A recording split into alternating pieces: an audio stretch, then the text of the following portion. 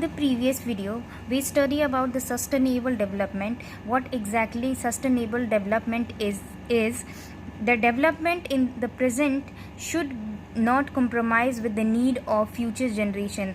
यानी कि हमें रिसोर्स का ऐसा डेवलपमेंट करना चाहिए, हमें ऐसे एक्सप्लॉइट करना, यूज़ करना चाहिए उसको कि हम अपनी फ्यूचर जनरेशन की नीड्स को ध्यान में रख के ही उसका यूज़ करें. ये नहीं कि हम आज की ग्रीड के लिए पूरा एक्सप्लॉइट कर दे और फ्यूचर जनरेशन के लिए कुछ बचे ही ना. तो हमें फ्यूचर जनरेशन की जो नीड्स हैं उनको ध्यान में रखते हुए हमें रिसोर्सेज का यूज़ करना है.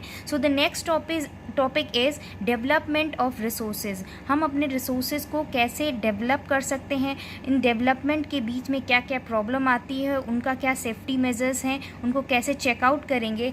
तो so the resources are free gift of the nature to the human. हम ये कह सकते हैं कि रिसोर्सेज जो हैं वो नेचर के द्वारा ह्यूमंस को एक फ्री गिफ्ट की तरह मिला है. और जब भी हमें कोई फ्री गिफ्ट मिलता है तो उसकी हम वैल्यू नहीं करते हैं. So the discriminately use of resources leads through many problems such as. जो रिसोर्सेज हैं वो डिस्क्रिमिनेटली डिस्ट्रीब्यूटेड है हमारी अर्थ सरफेस पे, तो उनसे जो प्रॉब्लम क्रिएट होती है वो प्रॉब्लम है depletion of resources to fulfil needs of individual. कोई एक पर्टिकुलर स्टेट उसका यूज़ करता है और अदर स्टेट्स को नहीं मिलते हैं. For example it can divided the society in rich and poorer. और जब कोई एक इंडिविजुअल यूज़ करता है तो दूसरे ग्रुप ऑफ पीपल को वो रिसोर्सेज यूज़ करने को नहीं मिलता है. तो इससे जो होता है पुअर और रिच के बीच में गैप क्रिएट होता है. It can cause the global ecological crisis. और जब अनइवनली रिसोर्सेज डिस्ट्रीब्यूटेड होते हैं और उनका यूज़ अनइवनली होता है तो ये हमारे इन्वायरमेंट को भी बहुत हार्म करते हैं. लाइक ग्लोबल वार्मिंग क्रिएट होती है, ozone layer depletion, pollution, land degradation, mining के थ्रू लैंड डिग्रेडेशन भी होता है. यानी कि so the resources should be distributed equally and has been essential for the global peace, sustainable equality of the life.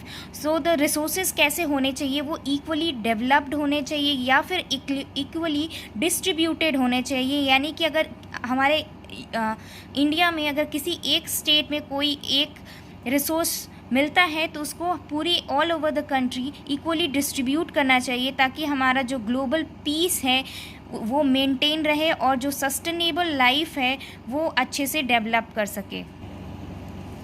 देखेंगे कि हमारे अर्थ और इन्वायरमेंट के प्रोटेक्शन के लिए क्या क्या स्टेप्स लिए गए.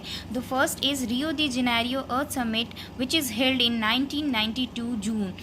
और ये बेसिकली ब्राज़ील के एक शहर रियो डी जेनेरियो में कराया गया था. ये फर्स्ट इंटरनेशनल अर्थ समिट था. बेसिकली ये किस पे बेस्ड था, इसका जो थीम था वो urgent problems of environmental protection and socio-economic development of the global level.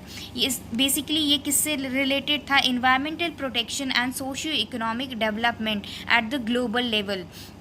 Basically, this convention adopt the Agenda 21 for achieving the sustainable development. और इस कन्वेंशन में एक डिक्लेरेशन को साइन किया गया जिसको कहा गया agenda 21. Agenda 21 basically a 21-point declaration which is adopted by United Nation Conference on Environment and Development, UNCED. So the first Earth Summit, Rio de Janeiro in 1992, the first international summit adopted Agenda 21. These are the key points for the Earth Summit for achieving the sustainable development. और basically इसका जो theme था to address the urgent problem of environmental protection and socio-economic development. Now, as I mentioned the Agenda 21, so you have to understand what is Agenda 21. Basically A declaration signed by the state heads at the United Nations Conference Environment and Development.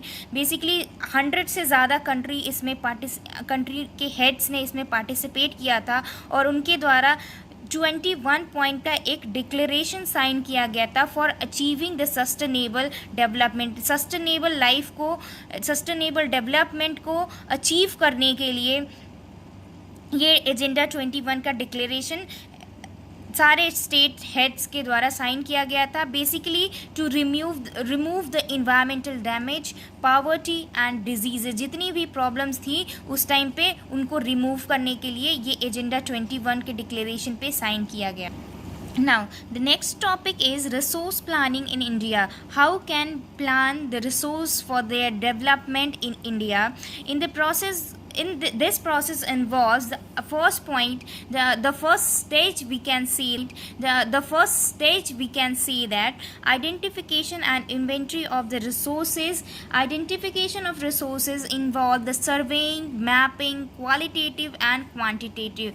These 4 points. Surveying means basically resource कहाँ है, उनका mapping करना, उनकी quality क्या है, उनकी quantity क्या है, ये हमें पता करना होता है रिसोर्स डेवलपमेंट में, रिसोर्स प्लानिंग में फर्स्ट स्टेज में। एंड द सेकेंड स्टेज है प्लानिंग स्ट्रक्चर इंटरवर्ड विद द एप्रोप्रिएट टेक्नोलॉजी। यानी कि अगर हम प्लानिंग कर रहे हैं रिसोर्स को तो उसको हम टेक्नोलॉजी, स्किल और इंस्टीट्यूशनल सेटअप के साथ कैसे इनकॉर्पोरेट करेंगे to meet the assessment for the assessment of the demand of in the market. The third stage is marketing resource development plan with the national development plan. अब हम कैसे उसको match कराएंगे, जो भी रिसोर्स प्लानिंग हम करेंगे किसी भी स्टेट में, अगर हमें किसी पर्टिकुलर स्टेट में कोई रिसोर्स हमें मिलता है तो उसको हम इवनली कैसे all over the country distribute कर सकते हैं, उसका क्या कंट्रीब्यूशन हो सकता है हमारे नेशनल डेवलपमेंट में, इसको भी हम देखेंगे। ये सारा आ जाता है रिसोर्स प्लानिंग में। These are 3 steps.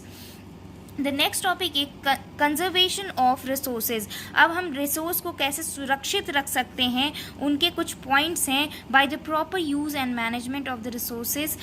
First is हम उसको पहले प्रॉपरली यूज़ करें और उनका मैनेजमेंट करें। By the use of recycling resources, उनको रिसाइकिल करें, रीजनरेट करें। Like for example use of aluminium, अगर हम एल्यूमिनियम का यूज़ करें in the place of copper and brass. Third is incorporate exploitation of resources should be checked. Inappropriate exploitation should be checked. जो inappropriate exploitation हो रहा है resources का, उसके लिए सेफ्टी मेजर लिए जाने चाहिए। जो वेस्टेज हो रहा है any step at the time of production, तो उसके लिए भी सेफ्टी मेजर होना चाहिए, उसको भी चेक आउट करना चाहिए। The recycling, treating of the waste material, उससे भी जितनी भी माइनिंग इंडस्ट्री है उससे जो भी वेस्ट निकलता है उनका ट्रीटमेंट ज़रूर होना चाहिए। So these are the few topic from your chapter resource and development.